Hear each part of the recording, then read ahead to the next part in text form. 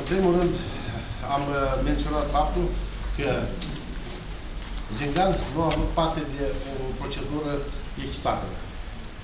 Și mi-am argumentat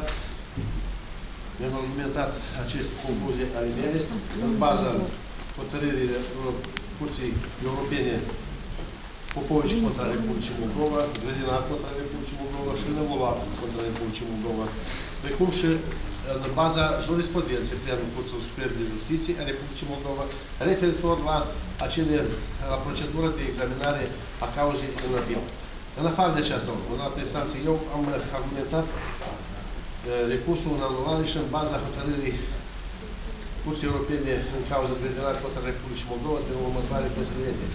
În prima instanță, atunci când l-a achitat, sau să spunem așa, că a reîncadrat în baza articolul 218 și alineatul 2 de la 88, a constatat expres că între acțiunile lui Zingan și decesul lui Glupar nu este legătură de cauzalitate, raportul de cauzalitate. Aceasta este un element decisiv în cazul componențelor de infracțiuni cu consecințe materiale. Prin urmare, dacă nu este legătura de cauzalitate dintre aceste două interacțiuni și urmare, nu poate fi trată răspundere penală. Nici instanța de apel și nici instanța de recurs niciodată, nici nu au încercat să respingă, să menționeze, să respingă aceste concluzii ale primei instanțe. Deci eu consider că din acest punct de vedere tot hotărârile sunt ilegale. Și ultima, am menționat și menționez și astăzi. În altă instanță, Coica și Pleșcan au fost condamnați și în sentințele lor de condamnare direct este indicat că au săvârșit împreună cu Cernețchi și împreună cu Zingan. Mai departe, chiar și la motivare, în sentința lui Pleșcan, motivarea este motivat că Coica și Pleșcan au săvârșit infracțiune împreună cu Zingan. În sentința, în decizia Curții de apel, referitor deja la Zingan, fiindcă Zingan și Pleșcan au fost condamnați în separat. Direct este indicat că vinovăția lui Zingan se stabilește prin sentința în privința Tribunalului Chișinău, în privința lui Pleșcan și Stoica. Ca atare, dacă să luăm așa să vorbim în limbajul juridic, prin sentința Tribunalului Chișinău, care au fost condamnat Pleșcan și Stoica, ei au fost recunoscuți vinovați, iar prin decizia Curții de apel au fost condamnați, au fost stabilit pedeapsă.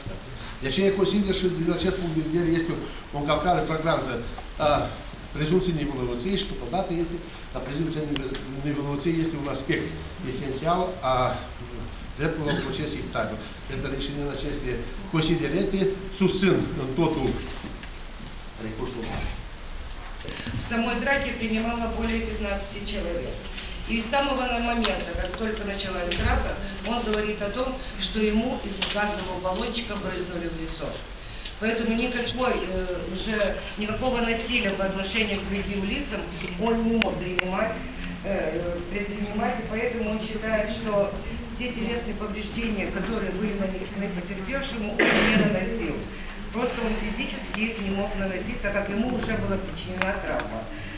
Я полностью тоже согласна с мнением своего коллеги, что фактически, хотя данный приговор Чернецкому выносился в 2006 году, но фактически, когда уже осудили Стойка и Плешка, они уже были признаны виновными еще в 2003 году, где было указано в приговоре, как говорил мой коллега, что Стойка, Плешка, Zingan, Чернецкий совершили данное преступление. Я считаю, что те доказательства, которые были установлены во всех судебных инстанциях, не нашли своего подтверждения, и прошу, поддерживая жалобу Чернецкого, прошу его оправдать по статье 88 Уголовного кодекса Республики Молдова в редакции 1961 года.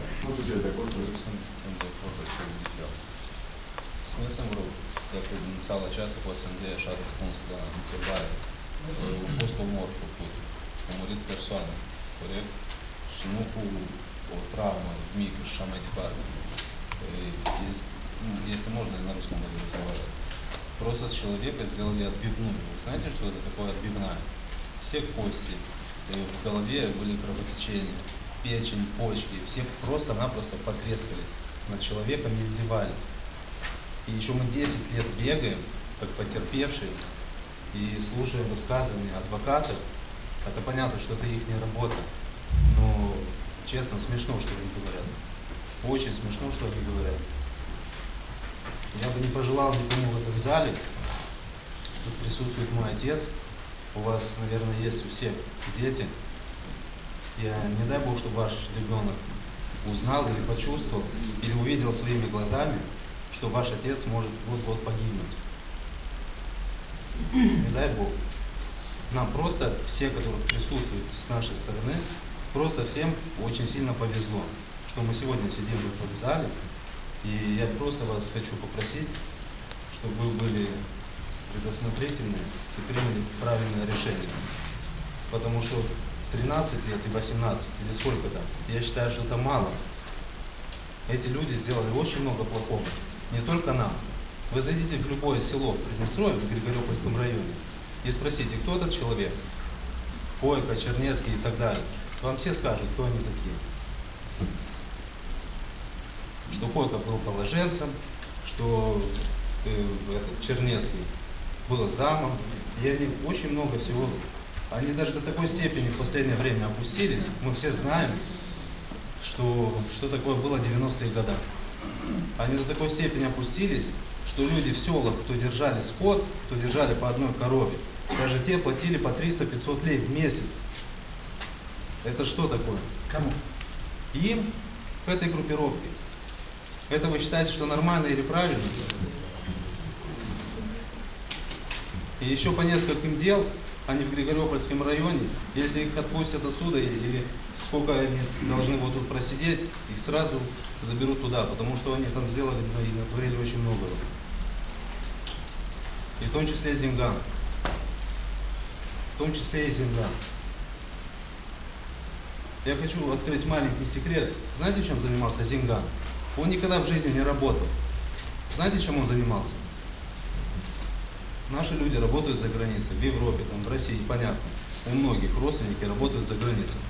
Вот люди, простые ребята с сел, которые работали на стройках в Москве, он получал информацию, когда они получат зарплату, и он отнимал у них зарплату. Я не буду уже высказываться, как он это делал. И мы хотим оправдать этих людей. Я не считаю, что это правильно. И 10 лет мы уже бегаем по судам. 10 лет. С 2001 года, если я не ошибаюсь.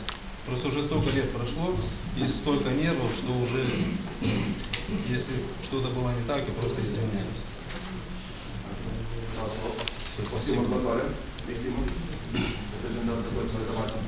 Агатий Владимир Васильевич.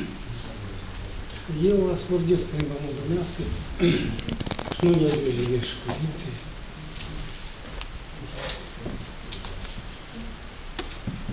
Eu fost condamnați notate, Cernescu, Coica. Eu fost un plan tare puternic. Dacă știți că a fost aici în oraș, șchet așa, care îmi dați pentru astfel liber. Și au fost mai mulți aici. Știți, au fost amenicați, știți. Eu lucrez fermier, de anul 80. Eu am pus la lucru un om care a lucrat în poliție, cu Cernescu, tot a lucrat în poliție. 2 ani de zile, au numărat câte la mine în sclavă, producție, câte și au dat să informați că am $1.000.000. Și s-a început nevoie. Eu ieșit de lor de dat 10 speciali, eu scos atunci la primie, mama lui Coica, lucra atunci când intra așa lucru și o scos. La 3 speciali, scos. 3 eu stat și o scos. Chiar omul cel care era șeful de la ciurma de acolo, era să în sus, Nicolae Rădlanur Gavrilă și Rădlanur de sat. Și erau prieteni și eu făcut să scos treaba lor. Că hai tu scos, ei te mândră, fructe de viață, acolo în pași, nu. Și a început băietul învățat și la Chișinău liceul sportiv. Am vrut să-i furi băietul odată. Eu am rugat antrenorul cu Mihai Cucu. Luați-l, vă rog, acasă, doar vă bevați, eu voi plăti, voi aduci mâncare, tot. Lucrat atâția ani la pământ, la țară. Am lucrat în brigadă cu Valeri Veseli și Agate. Atunci țara tot ne ducem în lucru și am stat la bar, până la asta poate aș fost ceva și a fost acolo o întrebare. Noi când ne-am oprit la bar, nu era nimeni, nici un bandit dintre ăștia. Toți câți aici au spus că erau 16, 30, cât erau, eu nu pot spun precis. Noi ne-am oprit la bar în timpul ăsta, noi am stat undeva vreo 5 minute, până a intrat Bulpari, Vladimir Șolat, cu paște de țigări. În timpul ăsta s-au grămădit 4 mașini. De unde ele au apărut, cum au apărut, și deodată au început să-i bată pe toți. Începând de la mine și de la Valeriu Vasile și Vasile, toți câți eram băieți noi în mașina aceea, toți au început. Nu au spus așa să zic ceva, măcar, numai cât coi că i-au spus, tu ai să plătești lui Valeriu Vasile și... Dar ești lanț. Au început de că Cernevski, au început și acum Zingan, au început să mă bată pentru nică ea de... Am ieșit și stăteam lângă mașină, până s-a dus Bulpari în bar, au început de nică așa să mă bată, pentru nică. Asta înseamnă că ei erau organizați, s-au pornit ceva să facă, să scoată bani, să bată, să ne spare, eu sunt victimă de ce? Dacă eu după bătaia asta care am fost atunci bătut, eu m-am îmbolnăvit cu sahăr, diabet saharat. Și după aia, nici grupă nu îmi dă mică. Eu am 3 copii acasă. Nu pot să întrețin pentru că grupă nu dă la sahăr diabet. Și eu nu știu ce să fac. Vă rog, nu știu cum, să ne ajutați cumva să hotărâți și de... Cauza în privința lui Cernevski și Zigan, după cum cunoașteți, se examinează a doua oară. A doua oară se pune în discuție dosarul în cauză dată. Noi ne-am expus poziția, acuzarea și noi în continuare pledăm pentru respingerea acestor recurse declarate de către avocați în interesele condamnaților Zingan și Cernevski. Considerăm că acestea urmează a fi respinse, deoarece considerăm că probele care au fost aduse de către acuzare și examinate în ședința de judecată confirmă pe deplin vinovăția condamnaților în comiterea infracțiunilor care le-au fost imputate și pedeapsa considerăm de asemenea stabilită lui Zingan de 12 ani și lui Cernevski, respectiv 18 ani închisoare, este în strictă corespundere cu prevederile legii. Totodată, argumentele care au fost aduse de către apărare la moment le considerăm neîntemeiate și acestea urmează a fi respinse, deoarece considerăm și materialele dosarului ne demonstrează faptul că ele au fost obiect de judecare în instanțele de judecată, care, examinându-le, au invocat temerile de fapt și de drept, care au dus la respingerea lor.